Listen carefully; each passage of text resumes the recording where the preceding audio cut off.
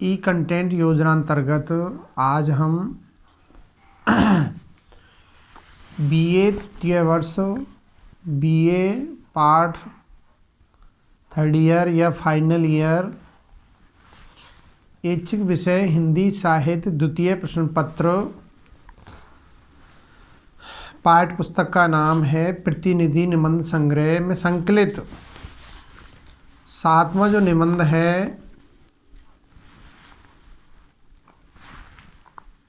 कविता क्या है। और इस निबंध के निबंधकार या लेखक है डॉक्टर नगेंद्र द्वारा लिखित रचित निबंध, उस पर इस प्रस्तुत वीडियो में हम चर्चा करेंगे। मैं एस.एल. बैरवा, सहायक आचार्य हिंदी, राजकीय कन्या महाविद्यालय बयाना, जिला भरतपुर। और जिस कंटेंट की या विषय वस्तु की हम चर्चा कर रहे हैं, यह कंटेंट महाराजा सूरजमल ब्रज यूनिवर्सिटी भरतपुर के BA part third year Hindi literature second जो क्वेश्चन पेपर है उसमें ये कंटेंट या विषय वस्तु या पाठ्य पुस्तक सम्मिलित है।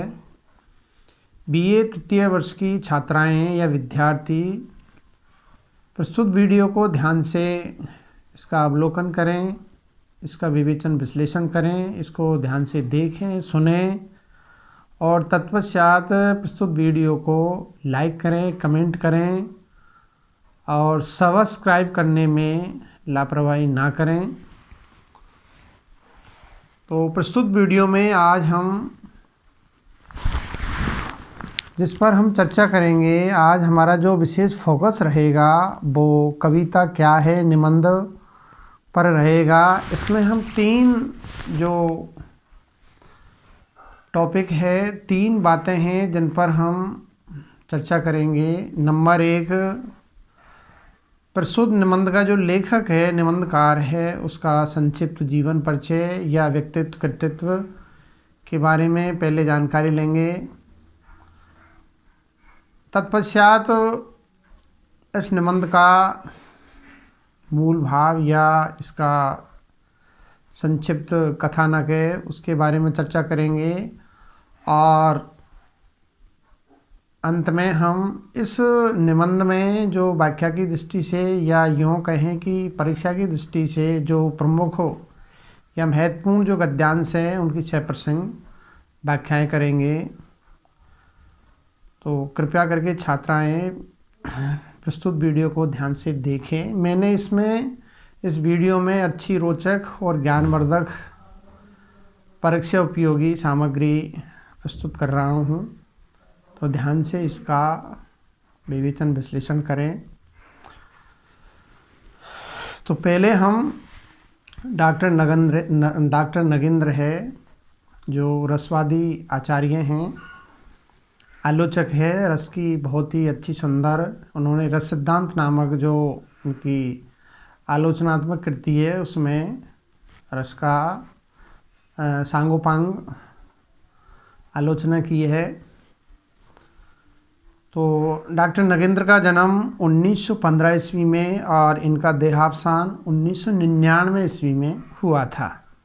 हिंदी के प्रसिद्ध रसवादी आलोचक डॉक्टर नगेंद्र का जन्म अलीगढ़ ज़िले के, उत्तर प्रदेश का अलीगढ़ ज़िला है, उसके अतरौली ग्राम में 1915 ईस्वी में हुआ था तथा इनका देहावसान 1999 ईस्वी में हुआ था। डॉक्टर नगेंद्र ने हिंदी साहित्य का इतिहास नामक जो ग्रंथ लिखा है वो बहुत ही अच्छा, जिसमें संपूर्ण गद्य और पद्य साहित्य का बहुत ही अच्छा उन्होंने वर्णन किया है। तो डॉक्टर नगेंद्र संस्कृत, अंग्रेजी, हिंदी के प्रकांड पंडित थे, विद्वान थे, मूलतः वे आलोचक थे। यद्यपि उन्होंने कविता, यात्रा, संस्मरण, आत्मकथा, निबंध आदि विधाओं में भी लिखा। उनके आलोचना ग्रंथों ने हिंदी आलोचना को गरिमा प्रदान की है, गौरव और गरिमा प्रदान की है। आचार्य रामचंद्र शुक्ल जी के बाद वे हिंदी के सबसे महत्वपूर्ण और प्रमुख आलोचक हैं, जो अपनी स्वतंत्र चिंतन शक्ति के बल पर,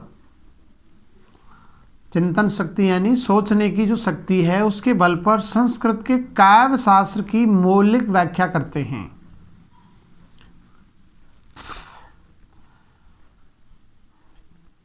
डॉक्टर नगेंद्र के जो आलोचनात्मक जो ग्रंथ हैं वो इस प्रकार है। विचार और विवेचन, विचार और अनुभूति, आस्था के चरण उनके प्रमुख निबंध संग्रह हैं।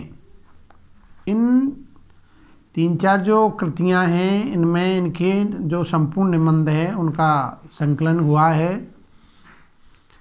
जबकि रस सिद्धांत नामक जो ग्रंथ है हिंदी में ऐतिहासिक महत्व रखता है, बहुत ही अच्छा इसका महत्व है।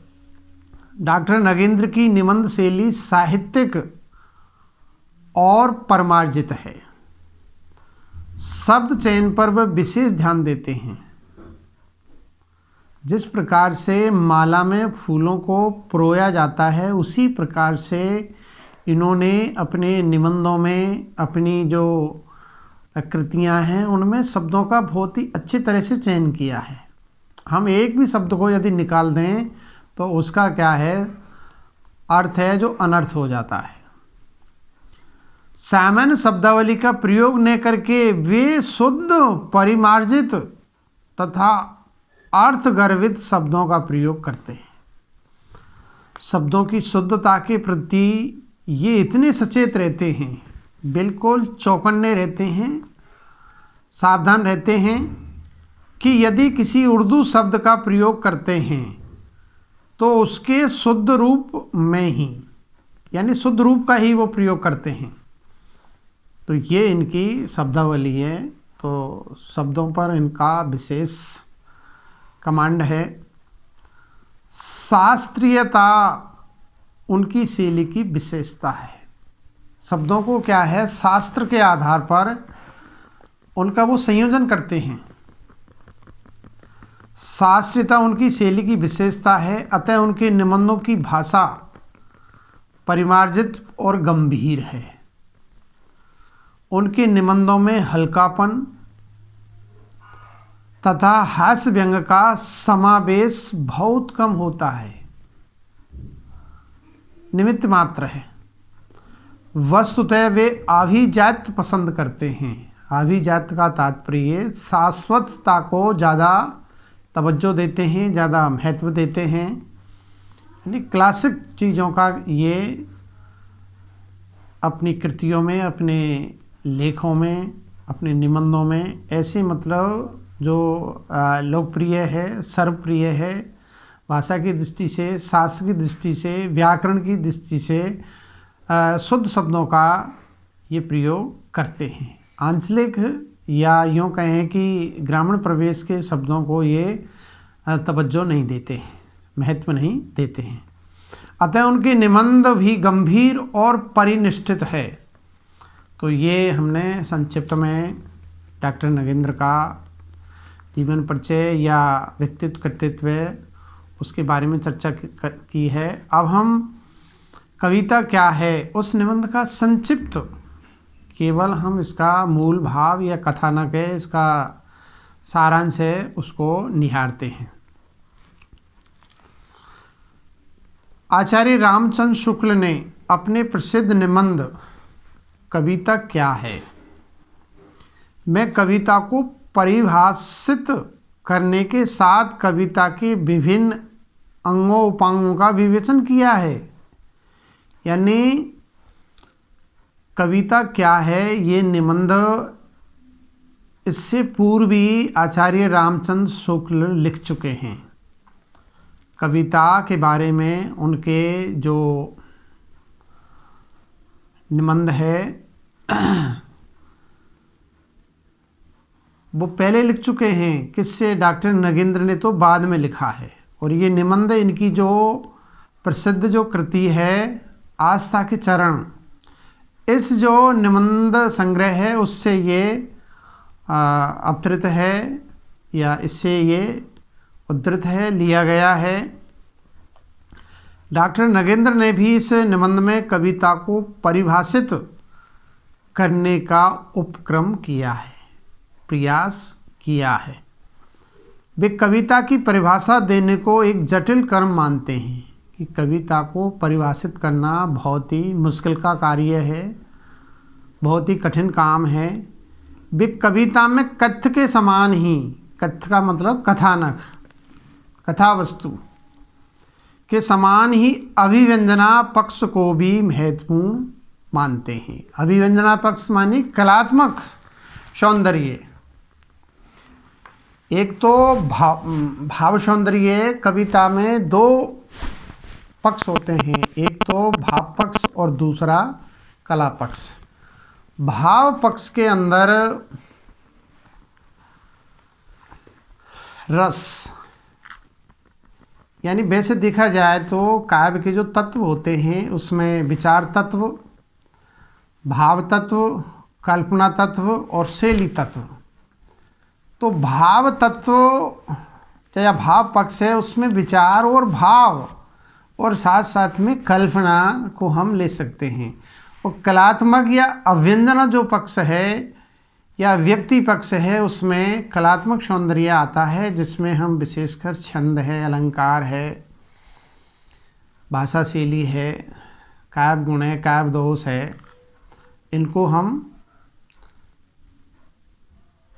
ले सकते हैं। तो अभिव्यंजना पक्ष को भी महत्वपूर्ण मानते हैं। कौन? डॉक्टर नगेंद्र जी। वे कविता में नाद सौंदर्य, अर्थ चमत्कार, वर्ण मैत्री आदि को आवश्यक मानते हैं, पर उनकी दृष्टि में भाव सौंदर्य कविता का प्रमुख तत्व है। भाव सौंदर्य को वो कविता का प्रमुख तत्व मानते हैं, जो अनुभूति से उत्पन्न होता है। अनुभूति का तात्पर्य जिस दृश्य को हम देखते हैं, चाहे वो प्रकृति है या कोई और चीज़ है, उसको क्या है कविता में कवि चित्रित करता है। उनके अनुसार रमणीय अनुभूति, उक्ति वैचित्र्य, ये कविता के अंदर होना चाहिए। रमणीय अनुभूति, उक्ति वैचित्र्य और छंद में भी क्या है, लय और संगीत, उसको वो तवज्जो देते हैं, महत्व देते हैं।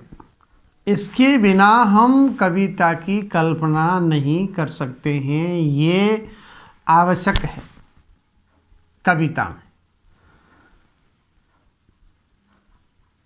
छंद यानी लय, संगीत आदि का समन्वित रूप ही कविता है। और बिना यानी साहित्य, अब और ढेर सारा साहित्य है, चाहे वो कहानी है, निबंध है या और कोई गद्यविधा है, उपन्यास है, संस्मरण है, रेखा चित्र है, रिपोर्टाज है, एकांकीय, सब में क्या है आपको रमणीय अनुभूति मिल जाएगी, उक्ति वैचित्र्य मिल जाएगा। लेकिन कविता में छंद का और छंद में भी लय और संगीत, इनका होना आवश्यक है। इस पर उन्होंने ज़्यादा जोर दिया है। डॉक्टर नगेंद्र ने बिना छंद के कविता नहीं मानी जा सकती है, तो इस पर उन्होंने ज़्यादा जोर दिया है। क्या क्या चीज़? रमणीय अनुभूति, उक्ति वैचित्र्य, छंद, लय, संगीत आदि का समन्वित संयोजन रूप ही कविता है, ये उन्होंने माना है। तो ये इस कविता क्या है, जो निबंध है उसका ये संक्षिप्त सार तत्व है या इसका सारांश है। अब हम इस निबंध में जो व्याख्या की दृष्टि से या यूँ कहें कि परीक्षा की दृष्टि से महत्वपूर्ण जो गद्यांश है उन पर हम चर्चा करेंगे। अगला हमारा जो चर्चा का विषय है या हमारा विशेष फोकस है, इस निबंध के जो प्रमुख गद्यांश है उनकी 100% व्याख्याएँ करेंगे। तो कृपया करके BA तृतीय वर्ष की छात्राएं ध्यान से सुने, नोट कर लें। तो पहला हम इस निबंध का पहला जो गद्यांश है उसको पहले हम पढ़ते हैं, तत्पश्चात व्याख्या के जो 4 सोपान हैं उनके आधार पर इसका विवेचन विश्लेषण करेंगे। अब अभिव्यंजना की दृष्टि से परीक्षा कीजिए। प्रस्तुत प्रसंग में कवि का साध्य है सौंदर्य द्वारा उत्पन्न प्रभाव का संप्रेक्षण। सौंदर्य का प्रभाव निश्चय ही एक अमूर्त तथा मिश्र प्रक्रिया है,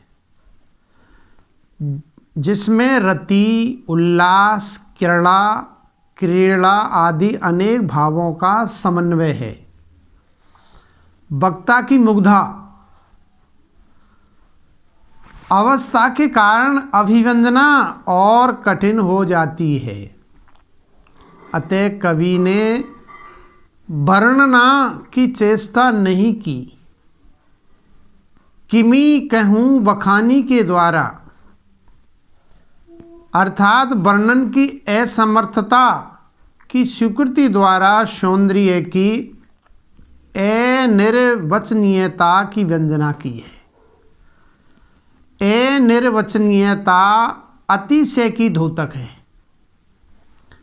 किंतु अनिर्वचनीय होते हुए भी वह अनुभव अतीत नहीं है। वास्तव में वक्ता को उसकी अत्यंत प्रबल अनुभूति हो रही है, अर्थात यह सौंदर्य इतनी तीव्र अनुभूति उत्पन्न करता है कि उसको व्यक्त करने के लिए शब्द नहीं है। इस प्रकार कवि सौंदर्य की सूक्ष्म किंतु तीव्र अनुभूति का वर्णन न कर वक्ता की असमर्थता द्वारा उसकी वंदना करता है। तो ये काफ़ी लंबा गद्यांश है।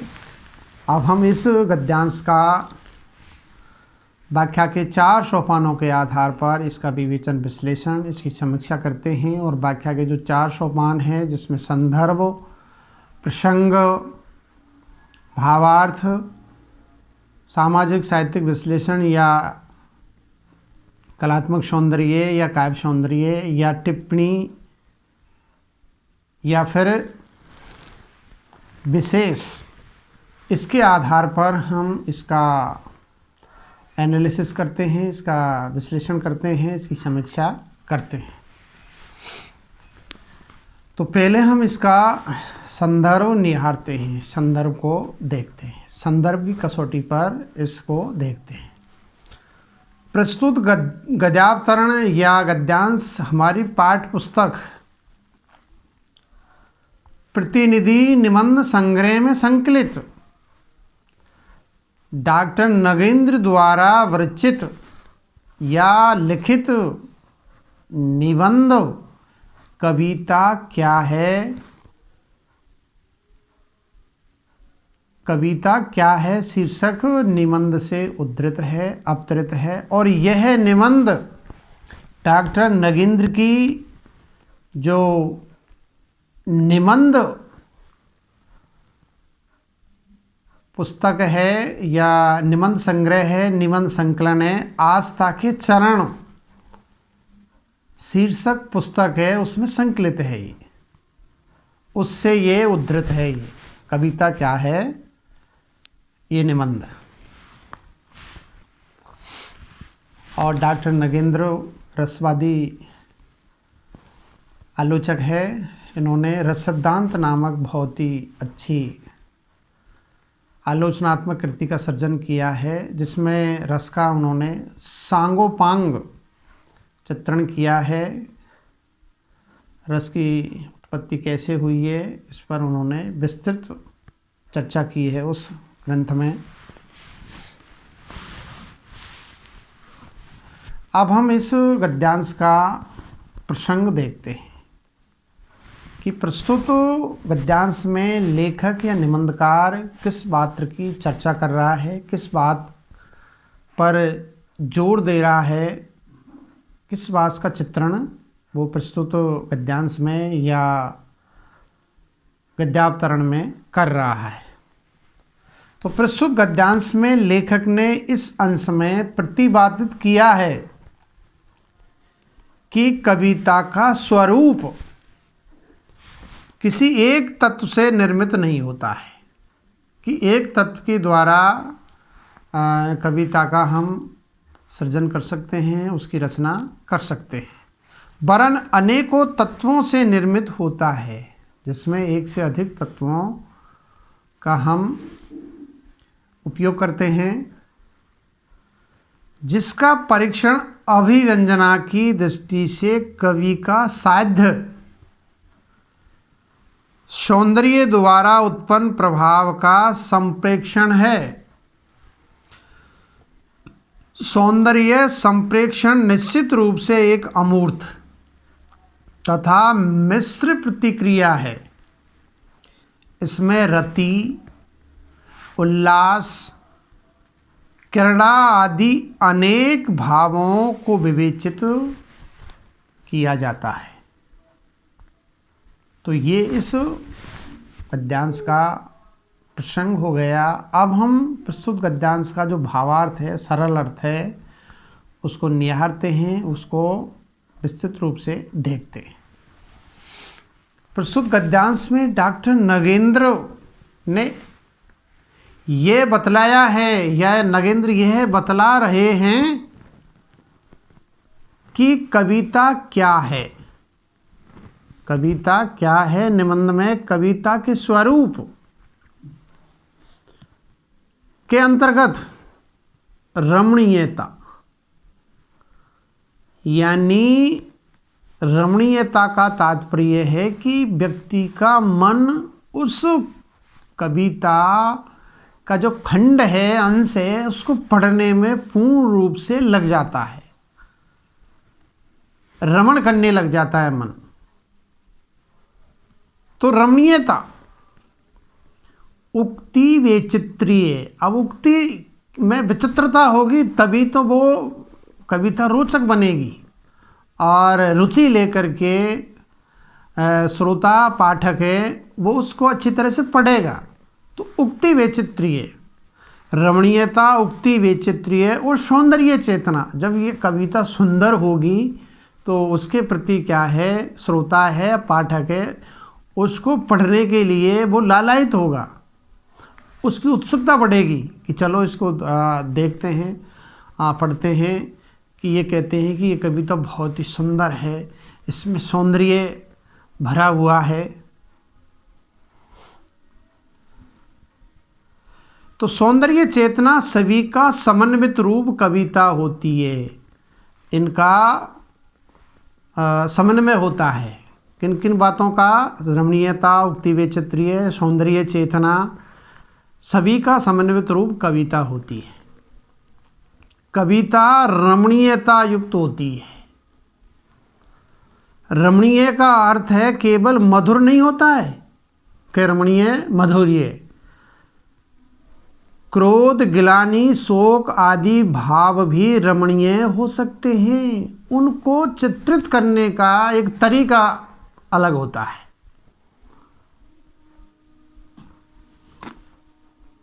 तो क्रोध, गिलानी, शोक आदि भाव भी रमणीय हो सकते हैं और काव्य भी होते हैं। इन्हीं का परीक्षण अभिव्यंजना की दृष्टि से किया गया है। लेखक ने कवि के साहित्य को, जिसका वो प्रयास करता है,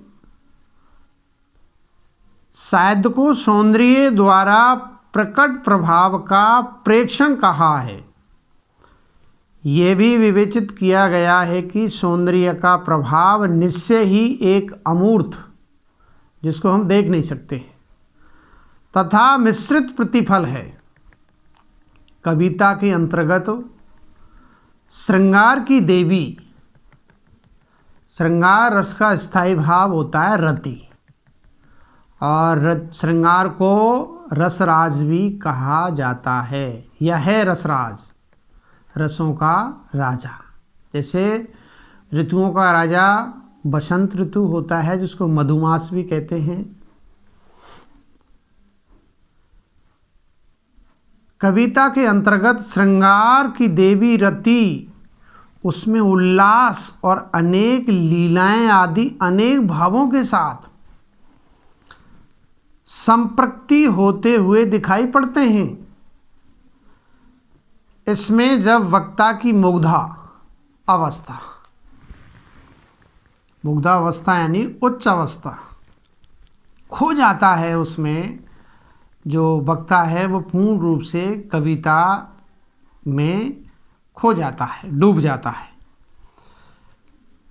इसमें जब वक्ता की मुग्धा अवस्था प्रकट होती है तब अभिव्यंजना और भी कठिन हो जाती है। उसकी अभिव्यंजना करना बहुत ही मुश्किल का काम हो जाता है। इन तथ्यों को वर्णित करने की चेष्टा ही नहीं बल्कि अपने आप को बौना समझा, और यह भी कहा कि किस तरह कविता का बखान करूं।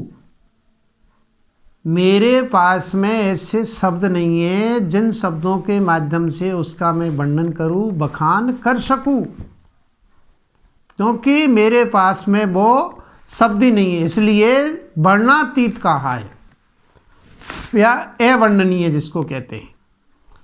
इस तरह कवि वर्णन की असमर्थता व्यक्त की है, असमर्थ है वो। इसी असमर्थता के द्वारा सौंदर्य, जो कि अवर्णनीय व्यंजना की है, जो अतिशय का परिचायक है, किंतु वाणी रहित होते हुए वह अनुभव से परे नहीं है, वरन अनुगम्य है। उसका किसी न किसी प्रकार से उसका अनुभव किया जा सकता है। वास्तव में वक्ता को अत्यंत प्रबल अनुभूति होती है। कविता का सौंदर्य इतनी तीव्र अनुभूति उत्पन्न करता है कि उसको व्यक्त करने के लिए न तो वाणी है और न ही शब्द है। शब्दों के द्वारा और वाणी के द्वारा उसका वर्णन करना बहुत मुश्किल का काम होता है। इस तरह कवि सौंदर्य की सूक्ष्म किंतु तीव्र अनुभूति का वर्णन न कर वक्ता की असमर्थता द्वारा उसकी व्यंजना करता है। समर्थ नहीं है लेकिन फिर भी क्या है, वो व्यंजना कर देता है। लेखक के इस बिंदु को और अधिक स्पष्टता के लिए यह उदाहरण द्रष्टव्य है, देखने योग्य है, कि जैसे कोई साधक अथवा भक्त अपने शायद अथवा भगवान को स्मरण करता है। जैसे कोई साधक है या भक्त है, वो अपने भगवान का स्मरण करता है, उसका ध्यान करता है, मेडिटेशन करता है, स्मरण करता है, और पूछे जाने पर शायद अथवा भगवान की विराटता, उसकी विशालता, दिव्यता को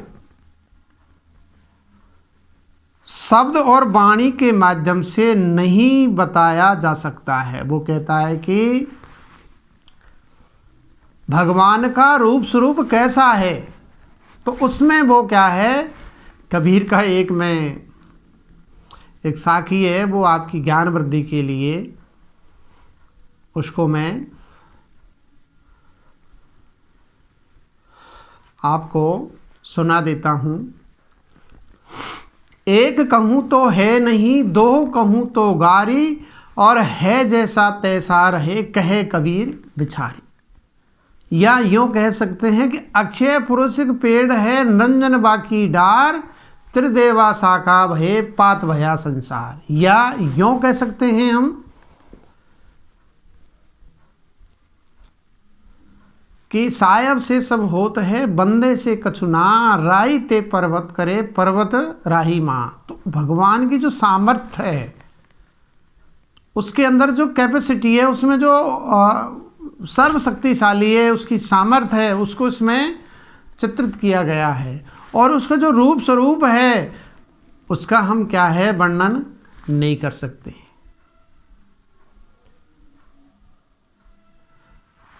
कवि ने और भी लिखा है, और आपकी ज्ञान की वृद्धि के लिए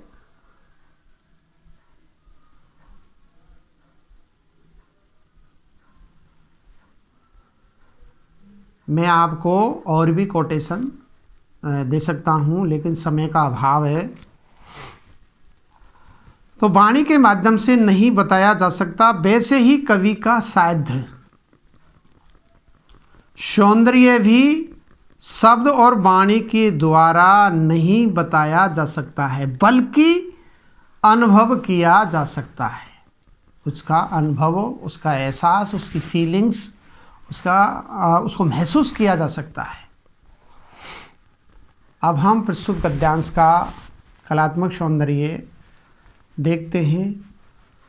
प्रस्तुत गद्यांश में या अवतरण में या गद्यावतरण में लेखक ने सूक्ष्म विवेचनात्मक शैली तथा परिष्कृत भाषा का प्रयोग किया गया है। इसमें प्रश्नोत्तर शैली का भी प्रयोग है, जो दूसरों पर प्रभाव डालने में समर्थ है।